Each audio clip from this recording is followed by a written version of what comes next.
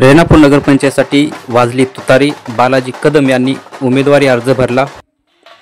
राज्यात स्थानिक स्वराज्य संस्थांच्या निवडणुकीचे बिगुल वाजले असून लातूरच्या रेणापूर नगरपंचायतीसाठी राष्ट्रवादी काँग्रेस पक्ष, शरद पवार गट पक्षाकडून बालाजी कदम यांनी उमेदवारी अर्ज दाखल केला आहे।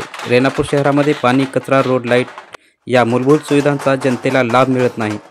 त्यासाठी रेणापूरकरांच्या पाणी, कचरा, रोड, लाईट या मूलभूत सुविधा जनतेपर्यंत पोहोचण्याचे काम करणार आहे। त्यामुळे जनता मला मतदान रूपी आशीर्वाद देणार असल्याचा विश्वास राष्ट्रवादी काँग्रेस, शरद पवार गट पक्षाचे अधिकृत उमेदवार बालाजी कदम यांनी व्यक्त केला आहे। मी सोनेराव गायकवाड, सह्याद्री न्यूजसाठी लातूर।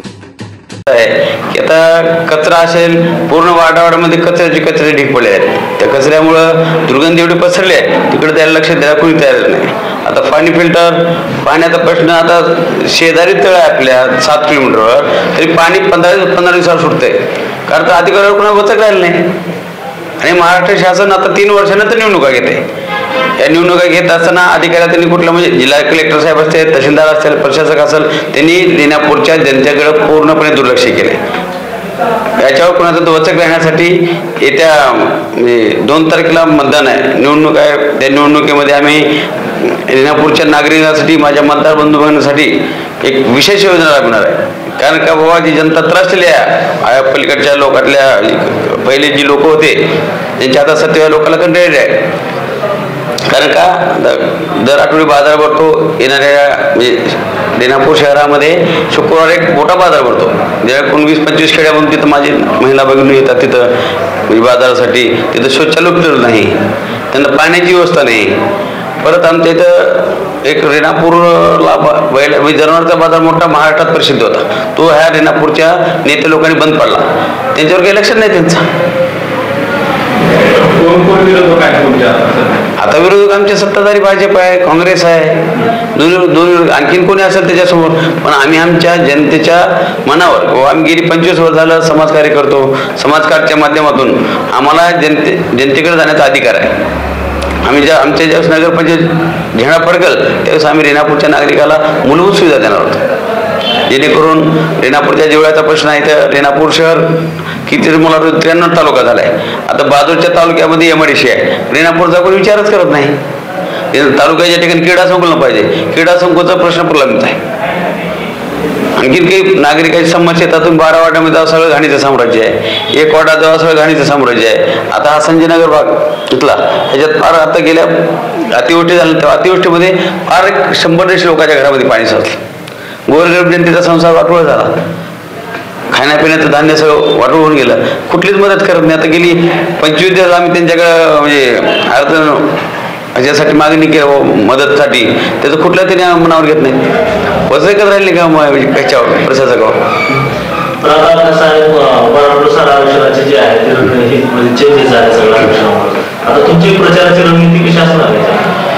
आता काय ज्या ज्या 17 प्रभाग आहेत, प्रभागात सुद्धा रेणापूर, रेणापूर नगर म्हणले पूर्ण शहर आलं, त्याच्यात वाड्या तांडे सर्वच आले।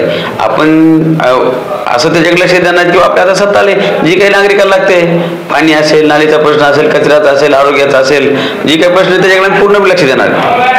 रेणापूरला बस डेपो आणायचं, आपल्याला MIDC आणायचे आहे, आणखीन काही समजा रेणा नदी आहे, रेणा नदीवर घाट बांधायचा आहे, भरपूर प्रश्न येतात। भाजप आणि काँग्रेसला थेट तुमचं आव्हान असणार आहे। आणि तुम्ही जर भाजपमध्ये जर पाहिलं तर विद्यमान आमदार आहे, आणि काँग्रेसमध्ये पाहिलं तर म्हणजे माजी आमदार आहे, तर दोघांचं असताना थेट तुम्ही जोडी घेतला, त्यामध्ये तुमचं कसं प्राबल्य तुम्ही हे करणार आहे? गेली 25 वर्ष झाली समाजसेवा करतोय। आता हे कुठं जर मला सांगा, भाजप जाऊ द्या, काँग्रेस जाऊ द्या, स्थानिक नागरिकाला कुठे विचारतात तरी। त्याच्यामुळे आम्हाला जनतेने विश्वास, म्हणजे जनता आमच्या पाठीशी आहे आणि जनतेला मागण्याचा अधिकार आहे। कारण आम्ही प्रत्येकाच्या, आता कोरोना काळामध्ये असू द्या, कुठलं म्हणजे ऍक्सिडेंट होत्या, कुणा दवाखान्याचा प्रॉब्लेम होत्या, कुणाचा लग्नाचा राहू द्या, कुणा माहितीचं राहू द्या, अशा प्रत्येक ठिकाणी म्हणजे अवलंबून आम्ही रेडी असतो। काय आता काय म्हणजे जर समजा तुम्ही निवडून आला तुमचं पॅनल सगळं, तर तुम्ही पहिला काय निर्णय घेणार तुम्ही रेणापूरकरांसाठी? रेणापूरसाठी पहिला पाण्याचा आणि कचऱ्याचा प्रश्न मोठा, याची कुठेतरी कचऱ्याची विल्हेवाट लावणार आहे का? तर रेणापूर नागरिकांचं आरोग्य धोक्यात आहे।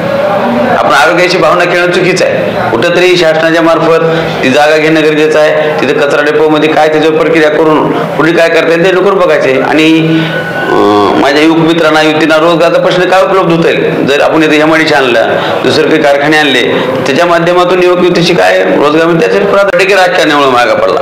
त्यांना रेणापूर तालुक्याशी काय घेतले नाही. गेली आता मला वाटते आपलं वाटतं 7-8 वर्ष मुख्यमंत्री पद होता काँग्रेसकडं. त्यांनी काय सुद्धा फक्त बॅरेज केले ते एमआयडीसीचा प्रश्न आहे बस डेपोचा प्रश्न आहे बाकी काही प्रश्न त्याच्याकडे लक्ष दिलंच नाही. भाजप सत्ता निसतं कुठं कागदार विकास आहे सांगा मला.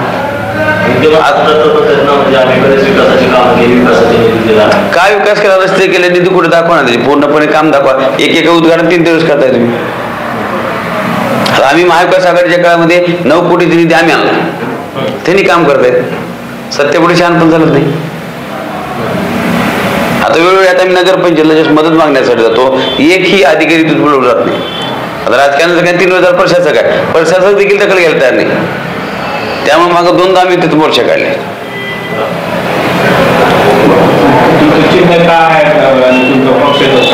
पक्ष आमचं पक्षाचे चिन्ह तुतारी.